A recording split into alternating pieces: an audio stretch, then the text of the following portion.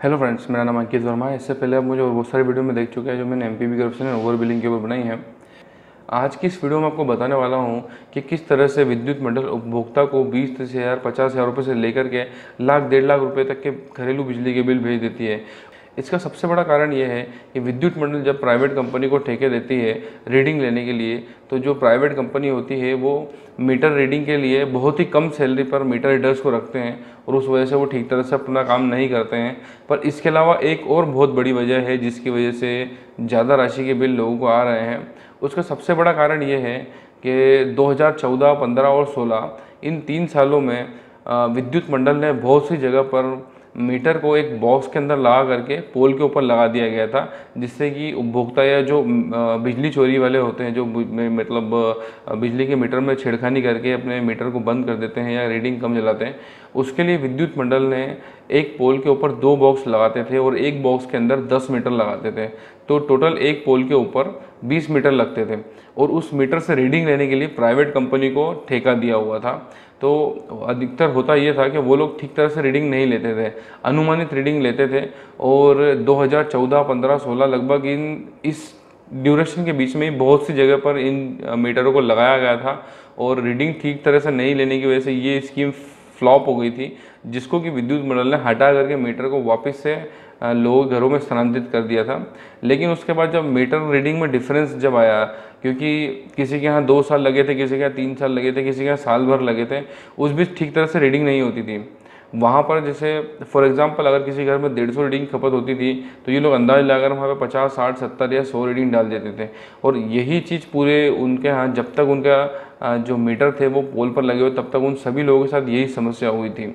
तो उस वजह से होता ये है कि जब मीटर को वापस शिफ्ट किया तो किसी घरों में 2017 में शिफ्ट हुआ स्टार्टिंग में, कभी बीच में, कभी एंड में, कभी 2018 में किसी के शिफ्ट हुए।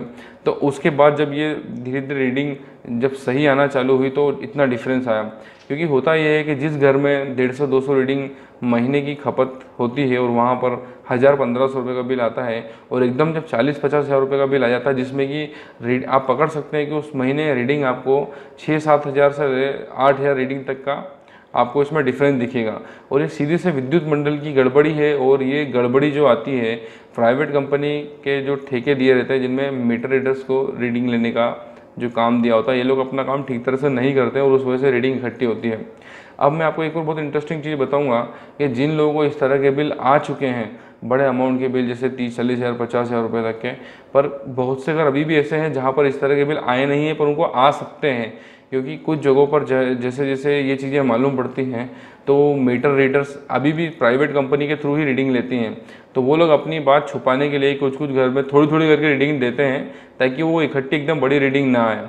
और धीरे धीरे करके आपको ज़्यादा रीडिंग दे करके और जो है अपना जो डिफरेंस रहता है उसको वापस से कवर कर लेते हैं, ताकि इसके लिए उनको जवाब ना देना पड़े और विद्युत मंडल का कोई नुकसान ना हो। भले उपभोक्ता का नुकसान हो लेकिन विद्युत मंडल का कोई नुकसान ना हो, इस चीज़ का ये लोग बहुत ध्यान रखते हैं। और मैं उन लोगों को बताना चाहूँगा जिन लोगों के अभी तक ज़्यादा राशि के बिल नहीं आए हैं, आप एक बार अपने मीटर की रीडिंग और बिल में आई हुई रीडिंग को क्रॉस चेक करें। उससे ही आपको मालूम पड़ पाएगा कि आपकी रीडिंग सही चल रही है या नहीं। अगर सपोज ऐसा होता है कि आपके बिल के अंदर रीडिंग कम आ रही है और आपके मीटर के अंदर रीडिंग ज़्यादा आ रही है, तो इसका सीधे सा मतलब है कि आपके यहाँ ठीक तरह से रीडिंग नहीं हो रही है। और जिस भी दिन सही तरीके से रीडिंग ली जाएगी 101% आपके यहाँ पर बिजली का बिल ज़्यादा आएगा और यही सबसे बड़ा कारण होता है।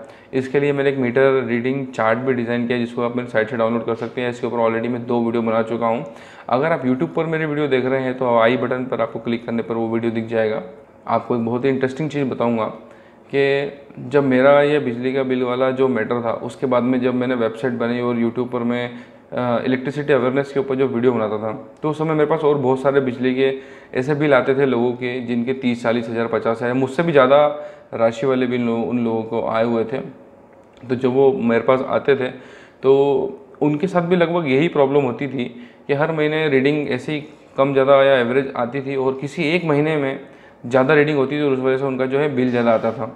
और जिसका भी बिल मेरे पास आता था उसके घर के आसपास के भी 1-2 घरों में इस तरह की दिक्कतें होती थी कि उनको भी एकदम से ज़्यादा अमाउंट का बिल आ जाता था।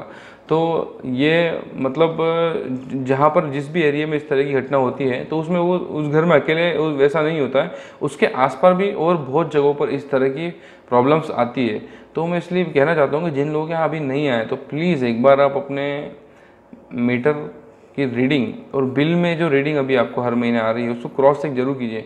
अगर इसमें डिफरेंस होगा तो आपको बड़ी राशि का बिल आना 101% आपको बड़ी राशि का बिल आएगा।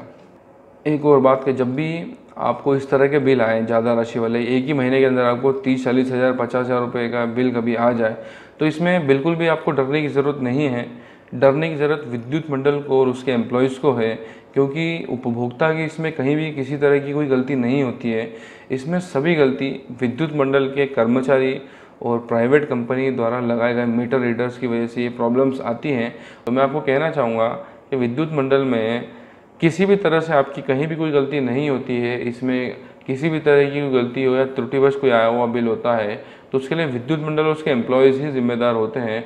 और इस चीज़ के लिए आप इस तरह की समस्याओं के लिए बड़ी आसानी से अपने बिल को भी कम करा सकते हैं और उस अधिकारी और उस कर्मचारी को के अगेंस्ट आप कार्रवाई भी कर सकते हैं। इसके ऊपर मैं ऑलरेडी बहुत सारी वीडियो बना चुका हूं, तो आप मेरी इससे पहले की वीडियो देखिए, आपको उससे समझ में आ जाएगा कि किस तरह से विद्युत मंडल उपभोक्ता को ज़्यादा राशि के बिल बेच करके परेशान करती है।